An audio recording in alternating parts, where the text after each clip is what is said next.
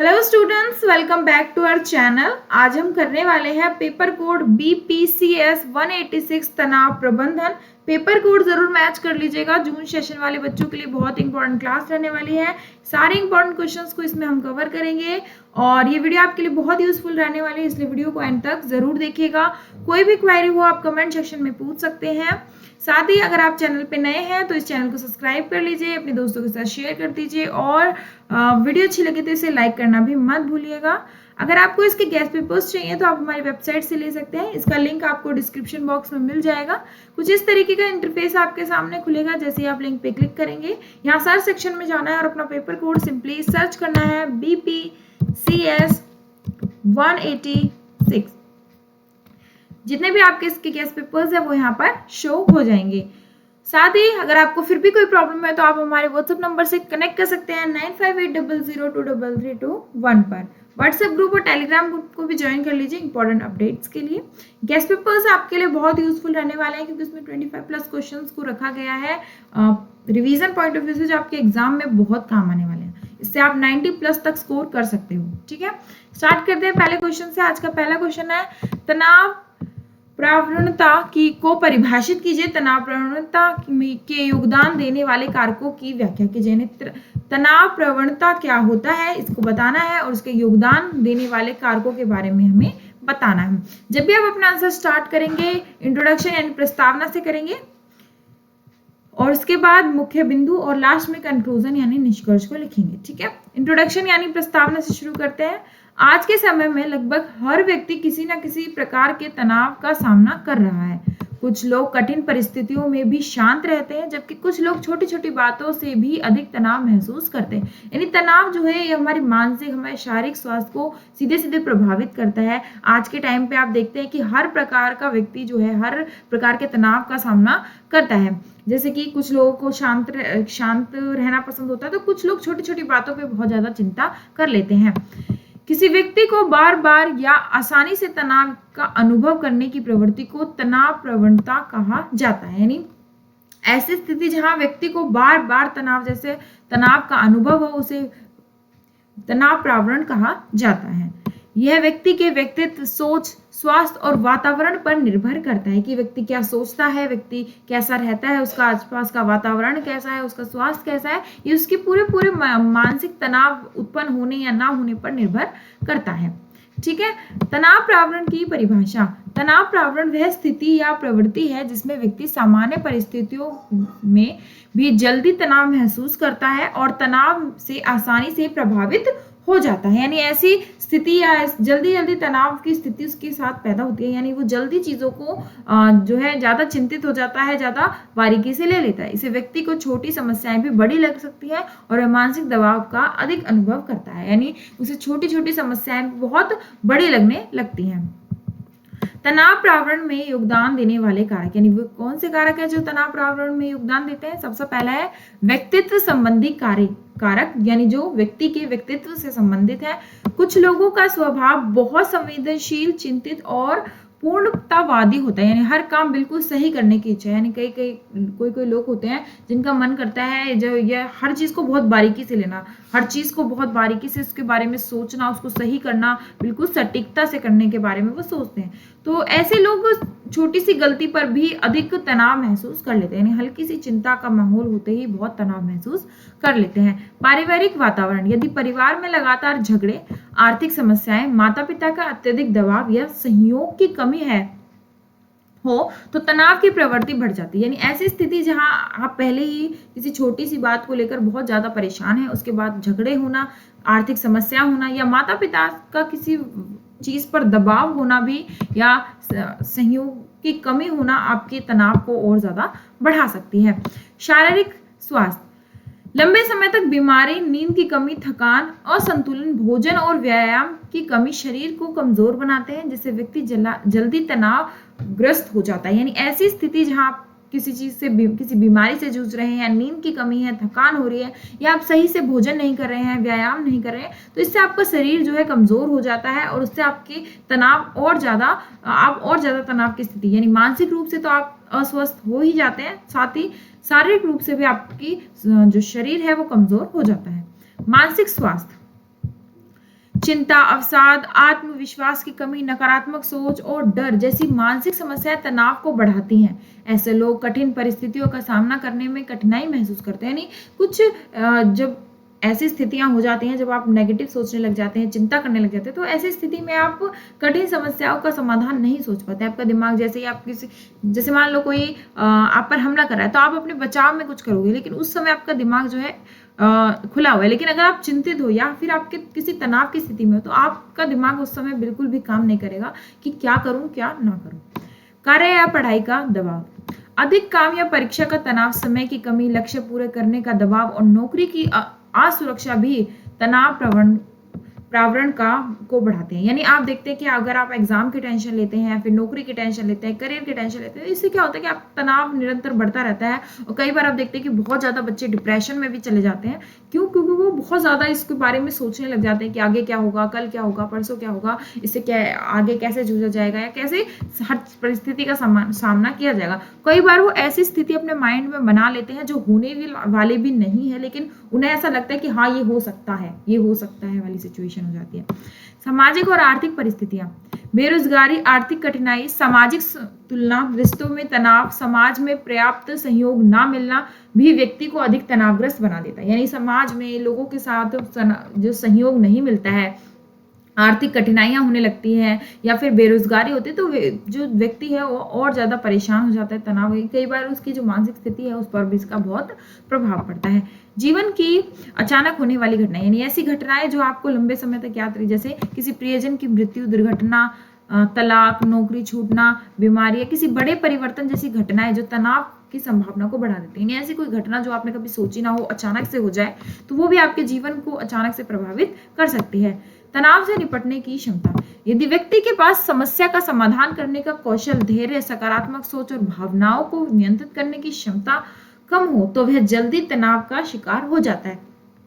यदि अगर वो सकारात्मक सोच नहीं रखता है, धैर्य नहीं रखता है, एकदम से हाइपर हो जाता है, भावनाओं पर नियंत्रण नहीं रख पाता, तो वो और ज्यादा तनाव की स्थिति में घुसता चला जाता है और ज्यादा तनाव उसको घेर लेता है। तनाव प्रावरण को कम करने के उपाय, नियमित व्यायाम, योग करना चाहिए, संतुलित भोजन और पर्याप्त नींद लेनी चाहिए, समय पर सही प्रबंधन करना चाहिए। यानी हमें पहले ही सोच लेना चाहिए कि इस परिस्थिति को हमें ऐसे टैकल करना है, ज्यादा इस पर बोझ नहीं डालना चाहिए। सकारात्मक सोच रखनी चाहिए, परिवार और मित्रों को खुलकर बात करनी चाहिए, यानी अपने दोस्तों के साथ, अपने और दोस्तों के साथ नहीं भी करो तो परिवार के साथ।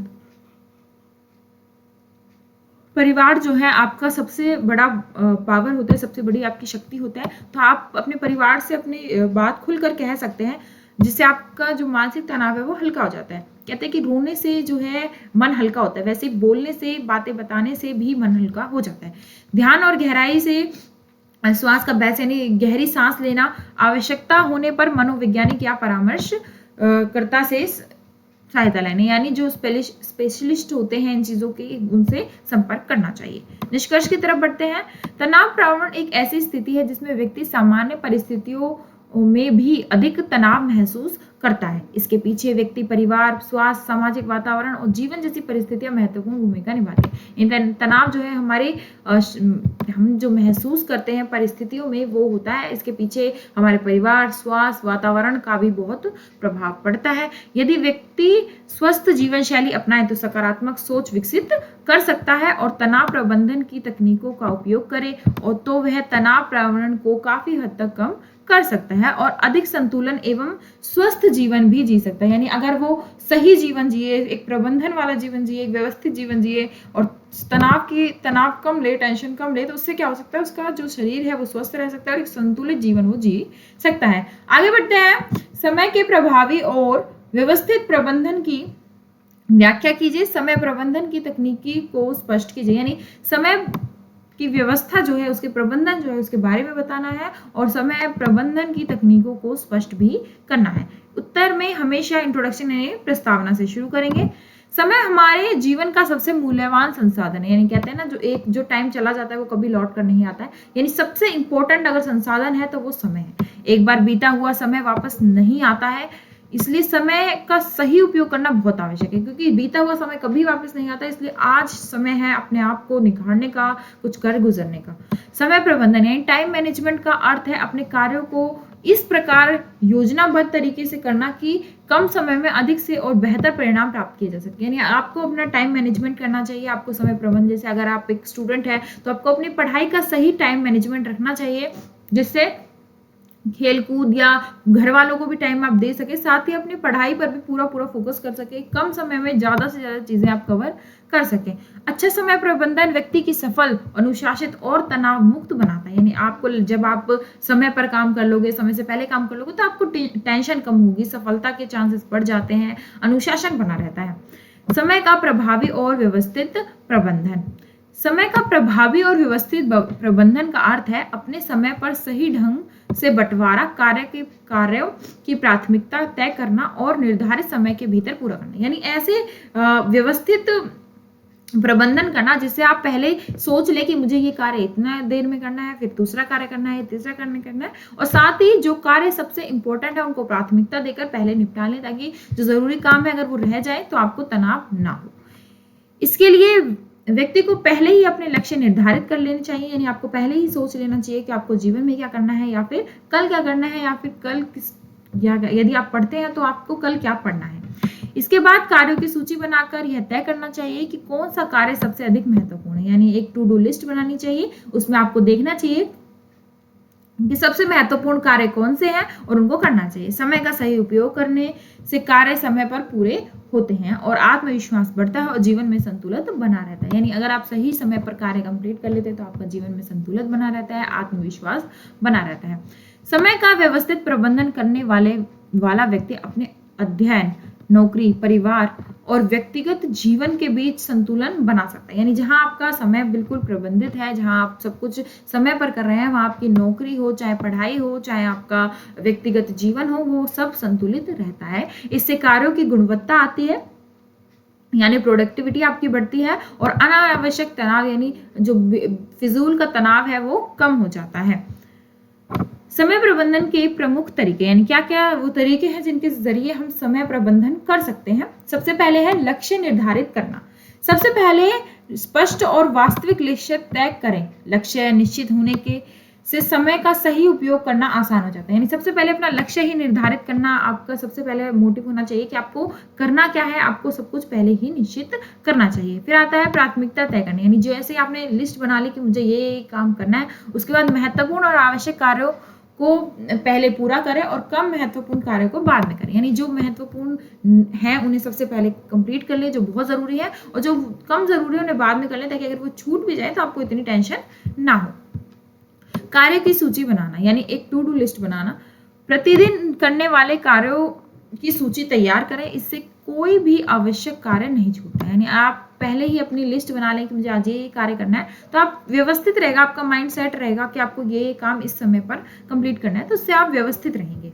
समय सारणी बनाना, यानी दिन भर के कार्यों के लिए समय निर्धारित करना। ऐसा ना हो कि आप किसी काम को करने के लिए आपको 2 घंटे चाहिए थे लेकिन आप उसमें 4 घंटे लगा दो, तो उससे क्या होता है, व्यवस्था बिल्कुल खराब हो जाती है। इसलिए आपको पहले ही निर्धारित करना चाहिए कि किस समय में मुझे क्या काम निपटाना है। इससे सभी कार्य व्यवस्थित रूप से पूरे हो जाते हैं।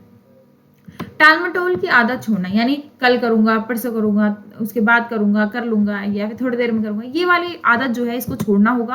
कार्य के बाद के लिए टालने का समय की बर्बादी होती है। यानी अगर आपने बोला, अगर आपको कोई काम करना है, आपने बोला चलो आधे घंटे बाद करूंगा, तो वो जो आधा घंटा है वो आपका खराब हो चुका है ना। आप चाहते थे उस समय में उस काम को करके और टेंशन फ्री हो सकते थे। इसलिए कार्यों को समय पर पूरा करने की आदत आवश्यक है, विकसित करनी चाहिए। हमें हमेशा टाइम पर काम करना चाहिए। बड़े कार्यों को छोटे भागों में बांटना, यानी जैसे कोई बहुत बड़ा काम है उसे छोटे छोटे भागों में डिवाइड कर लेना चाहिए। कठिन कार्यों को छोटे छोटे भागों में बांटकर आसान हो जाता है और कार्य जल्दी पूरा होता है। यानी अगर आप उसे कई भागों में बांट लेते हैं तो उससे कार्य जल्दी और सटीक होता है।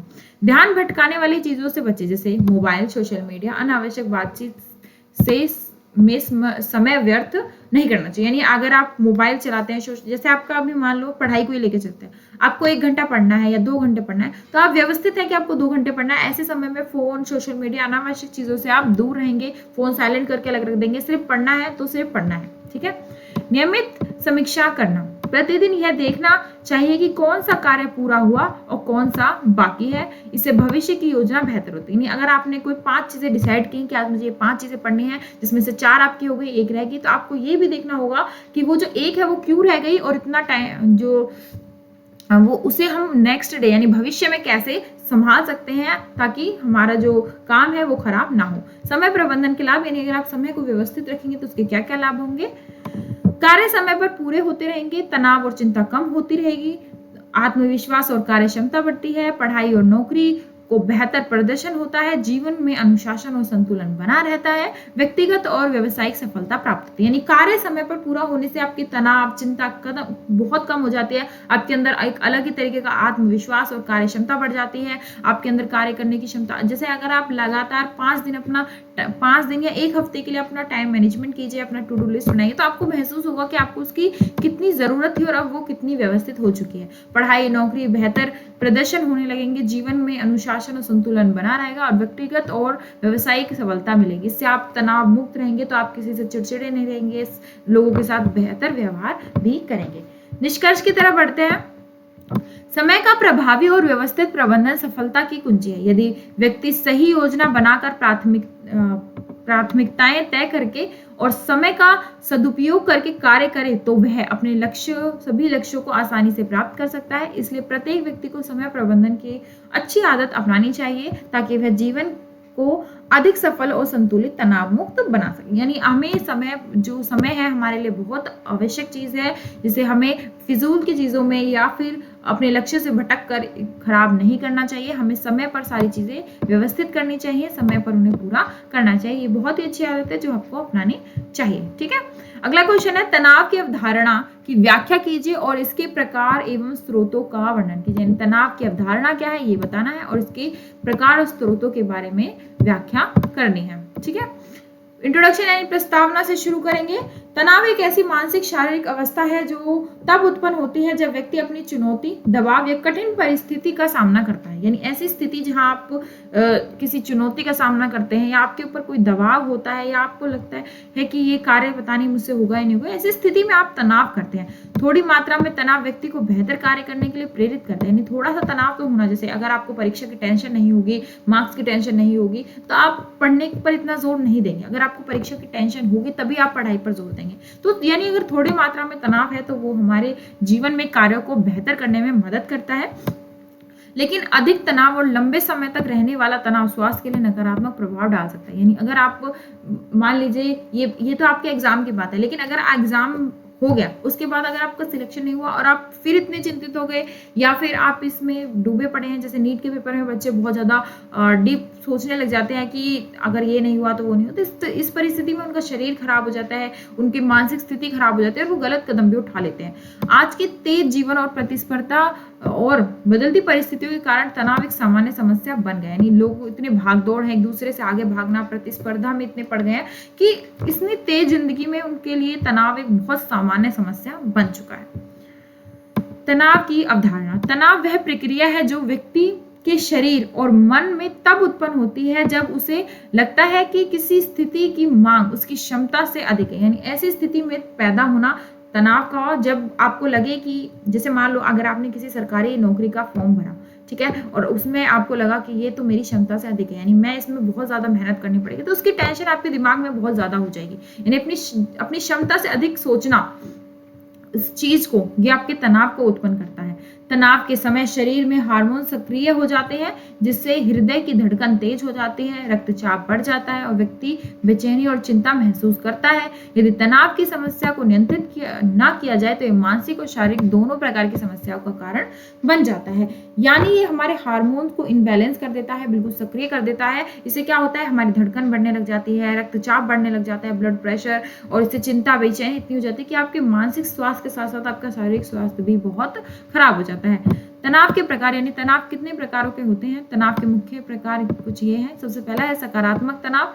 यह लाभदायक तनाव होता है जो व्यक्ति को प्रेरित करता है और अच्छे प्रदर्शन के लिए उत्साहित करता है, जैसे परीक्षा की तैयारी या नौकरी की शुरुआत। यानी अगर आपके लिए मन में कोई पॉजिटिव तनाव है, यानी सकारात्मक तनाव है कि हाँ मेरे अंदर ये टेंशन है कि हाँ मुझे नौकरी लगनी है या मुझे परीक्षा में अच्छे नंबर लाने, तो एक अच्छा तनाव है क्योंकि इससे आप अपने कार्य को लेकर प्रोत्साहित होंगे, उत्साहित होंगे।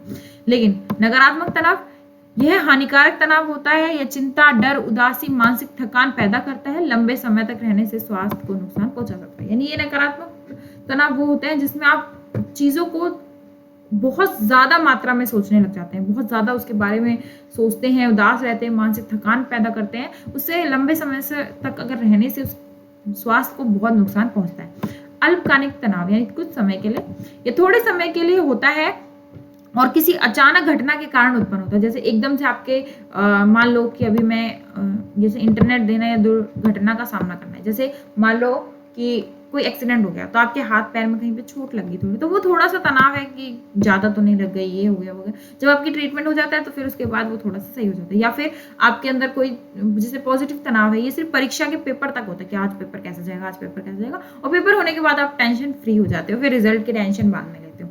तो ये होता है कुछ समय के लिए। दीर्घकालीन तनाव या लंबे समय के लिए होता है, लंबे समय तक बना रहता है, लगातार आर्थिक समस्या या पारिवारिक विवाद या कार्यस्थल का दबाव के कारण यह हो सकता है। ये सबसे अधिक हानिकारक होता है। ये सबसे अधिक हानिकारक क्यों होता है? क्योंकि आप अगर लंबे समय तक आर्थिक तनाव, आर्थिक पैसों की प्रॉब्लम आज के समय की सबसे बड़ी प्रॉब्लम है, या फिर किसी पारिवारिक यानी परिवार के किसी विवाद से जूझ रहे हैं, कार्य यानी आप जहाँ काम करते हैं वहां कोई दबाव है, तो इससे क्या हो सकता है आपके अंदर तनाव की स्थिति बहुत ज्यादा पैदा हो सकती है, जो लंबे समय तक चलती रहती है। या कोई घटना जो आपके साथ घट चुकी है, आप उसे लंबे समय तक याद करते हैं, तो वो आपके तनाव की स्थिति को और ज्यादा मजबूत कर देती है। इससे आपके शरीर को बहुत हानि पहुंचती है। स्रोत की बात कर लेते हैं। तनाव के स्रोत, तनाव के कई स्रोत हो सकते हैं, जैसे पारिवारिक कारण जैसे परिवार में झगड़े, आर्थिक कठिनाइयां, संबंधों में तनाव या शैक्षणिक कारण जैसे परीक्षा का दबाव, अधिक पढ़ाई या अच्छे अंक लाने की चिंता। यानी बहुत सारे बच्चों में टॉप मारने की जो इच्छा होती है, उससे वो कुछ ज्यादा ही पढ़ाई में घुस जाते हैं, किताबी कीड़ा बन जाते हैं। उससे क्या होता है, उनकी मानसिक स्थिति बहुत कमजोर हो जाती है। कार्यस्थल के कारण यानी काम का अधिक बोझ होना, समय सीमा और नौकरी की असुरक्षा होना। यानी अगर हमारे कल आज नौकरी है, कल नहीं है, समय सीमा के अंदर आपको काम देना है, या आपका जो बॉस है वो आप पे बहुत ज्यादा प्रेशर डालते हैं, तो वो एक समस्या आपके तनाव की हो सकती है। स्वास्थ्य संबंधी कारण जैसे गंभीर बीमारी या शारीरिक कमजोरी या दुर्घटना, यानी किसी वजह से आपके पैर या आपके हाथ में इंजरी आ गई है, या फिर आप किसी बीमारी से जूझ रहे हैं, तो वो भी एक तनाव का कारण हो सकती है। सामाजिक कारण है सामाजिक अपेक्षाकृत प्रतिस्पर्धा, अकेलापन और भेदभाव। यानी ऐसी स्थिति जहां आप अकेलापन महसूस करें, भेदभाव जैसी भावना महसूस करें, वो होते हैं सामाजिक कारण। आर्थिक कारण जैसे बेरोजगारी, कम आय और कर्ज जैसे बढ़ते खर्च। जैसे ऐसे खर्च यानी जिसमें आपको आपकी आय 1 रुपया और आपका खर्च 2 रुपये हो जाए, तो ऐसी स्थिति में क्या होता है, बेरोजगारी के साथ साथ आपकी रोजगार होने के बाद भी आप कर्ज में दब जाते हो और आपके आर्थिक कारण आर्थिक स्थिति बहुत खराब हो जाती है। व्यक्तिगत कारण जैसे आत्मविश्वास की कमी या नकारात्मक सोच, भविष्य की चिंता। यानी ऐसी सोच रखना, नकारात्मक भावना रखना या आत्मविश्वास की कमी होना, ये भी आपके व्यवहार में इंपॉर्टेंट रोल रखते हैं। आगे बढ़ते हैं निष्कर्ष की तरफ।